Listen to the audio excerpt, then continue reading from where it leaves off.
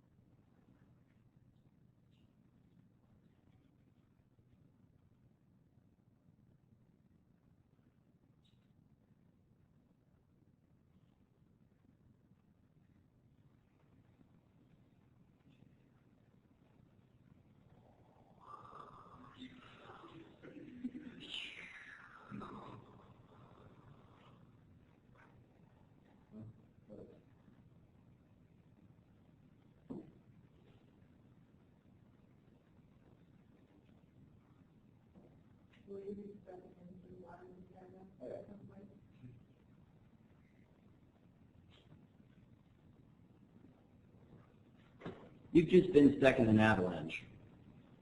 My name's Leighton Burt, and I'm here to save your life. So, in recent years, there's been an increasing trend of backcountry activity. This is with better technology. More people are able to go into the backcountry. And backcountry is basically the wilderness where there's no avalanche mitigation. Now with that, there's a higher chance of being in an avalanche. As you can see by here, there's been an increase in the recent years. When buried by avalanche, most avalanche courses teach that you have the highest chance of survival is approximately 15 minutes, and then after that point, your chance of survival drops dramatically. Well, new information has shown that it's more around 10 minutes, that it starts at a 90 to 80% chance of survival, and after that it drops to about a 20% chance of survival after that 10-minute window. Now, victims buried in deadly avalanches are unable to be seen or heard, as well as professional rescue usually takes too long to reach the victims. When buried in that 10 to 90-minute window, you can exhaust your air supplies, leading to asphyxiation and death. You can also experience trauma such as lacerations and internal bleeding that can also lead to death. After that 90-minute window, hypoxia and hypothermia are also high possibilities, which almost always lead to death. That's where the avalanche transceiver comes in. Now, the avalanche transceiver sends and receives a 457 kilohertz radio frequency. It has 3 coiled ferrite rod antennas, and it uses printed integrated circuit boards to make calculations from those signals. It also transmits in a 3-axis flux field and displays signal strength and location at approximately a 50-meter range. So here I'll demonstrate the actual rescue procedures. So Andrew, could you come up here? So this is the victim's avalanche beacon. Now when they go out on an expedition, they turn the beacon on to send and then put it inside their jacket or on a harness. So he's going to go hide it. I'm going to continue to explain. So at first you start at the point where you last saw the person. From there you do a signal search looking for the signal. Once you reach the signal, you do what's called a course search. At that point, the transceiver is actively receiving signals and is able to give you distance and direction. Now, once you actually get to the approximate location, you do a fine search to pinpoint exactly where a person is.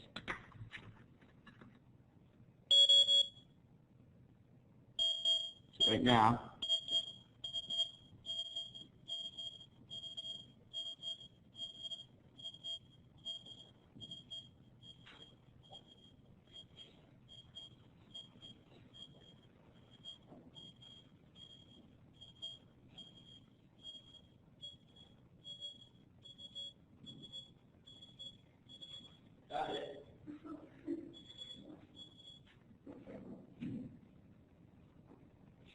so, as you can see, avalanche transceivers are extremely important in avalanche rescue.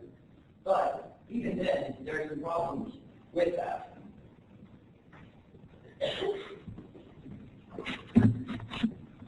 Oftentimes there can be multiple victims buried, as well as victims are buried under approximately 1 ton of snow, and the 10 to 15-minute window are not always met in these situations.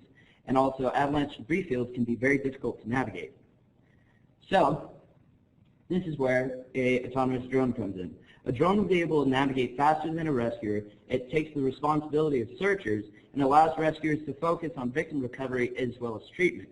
This in turn decreases rescue speeds and increases the survival rate of avalanche victims. So this is what the avalanche search would basically look like. First, the rescuer would deploy the drone. At that point, it would do a signal search within a predefined field, and once it receives the signal, it would make a point and do the core search, and then once it actually found the approximate location of the victim, it would put both a physical flag and a digital one that could be received on like a mobile device for the rescuers. And then at that point, it goes back to where it first started and continues the search for other victims. So my prototyping platform is AR Drone 2.0. I chose it because it's cost-effective, user-friendly, and it also features AR Free Flight, which uses Wi-Fi communication to fly it with like a mobile device. It also features automatic takeoff and landing and automatic stabilization, which makes it very easy to use. As well as, like I said earlier, Wi-Fi communication. It also has front and bottom cameras that can be used for image processing if you have the right kind of tools. Now, there's also a large online hacking community, making it a very good resource in order to modify this drone for my product. Now, AutoFlight is a program that I found for the computer that is actually able to control the drone from your computer. Now, I'll give you a little demonstration here. Let's reconnect to the drone real quick.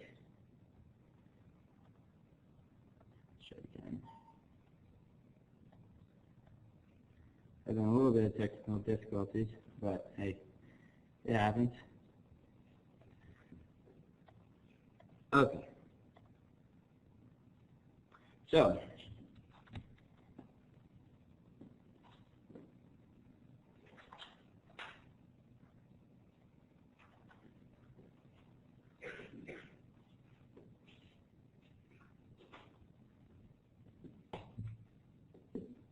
everyone just wait live. So, with AutoFlight, I'm able to control the drone from the computer.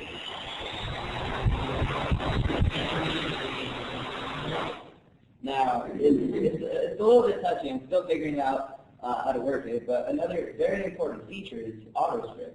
And AutoScript actually allows me to create programs in a Python-based language. Now, with this, like I said, I'm not extremely familiar with it, so I don't want to do anything too extensive. But I'm going to have it take off, fly for a little bit, and then land.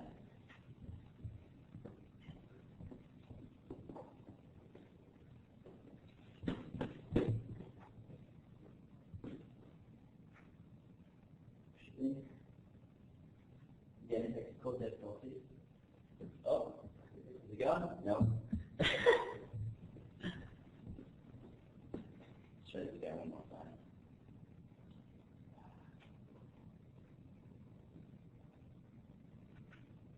There we go.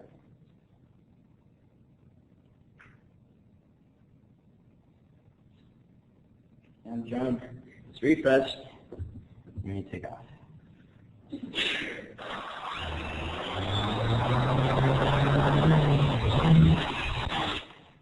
There you go.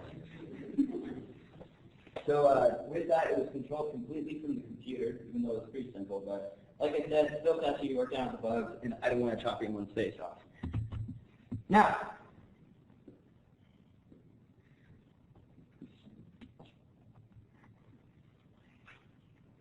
switch this as well.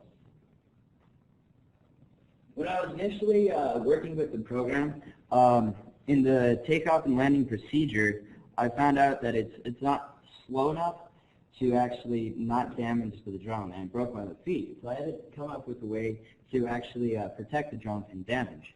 with that, I created a 3D printed shock-absorbing landing platform, and I found plans for this online, so it was really easy to use and basically use the physics lab 3D printer to print it. Now, there's little feet that attach to the side, and then you attach zip ties to it and loop around, and they act as shock absorbers. Now, at first I used 14-inch standard duty zip ties. I had it in a P-loop configuration, and what would happen is actually collapse. So then I tried a different configuration, and with that it didn't collapse, but the zip tie wasn't thick enough to actually withstand the weight of the drone. So with that I actually got heavier duty zip ties, and those are able, as you saw, it was able to take off and land, and it didn't sustain damage. So that was successful. So in conclusion, the modified AR drone is going to be suitable for my project. And as well as free flight will be also good. Both free flight and the drone are most likely going to have to undergo a little bit of modification in order to get them working properly, but even then that's all good science. And the original scope of this project was actually to implement a transceiver, one of these, or at least the internals from one of them, into the drone. But I didn't have time, I wasn't able to get one in time for FSI. So at a later date, I'll be doing these things. So I'll first integrate the transceiver, and then I'll develop the logic for the next drone, and I'll prototype, research, design, and develop the initial prototypes for my actual project at a later date on my own. So here are my sources, as well as my acknowledgments. So first off, I'd like to thank the Adolf Cruz Foundation and the Bacon family for making it possible for me to come to FSI and conduct my research. I would also like to thank UNC, the FSI staff, Matt, Laura Ball, Christopher, and Sophia for putting on such a rewarding program this year.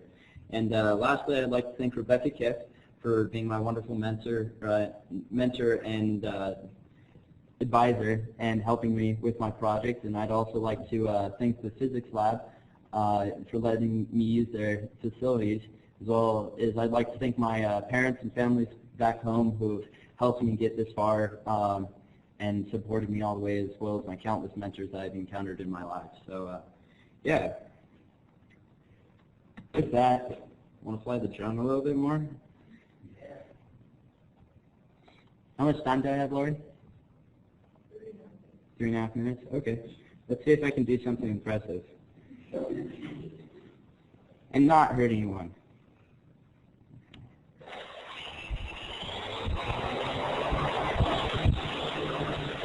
Come on. Come on.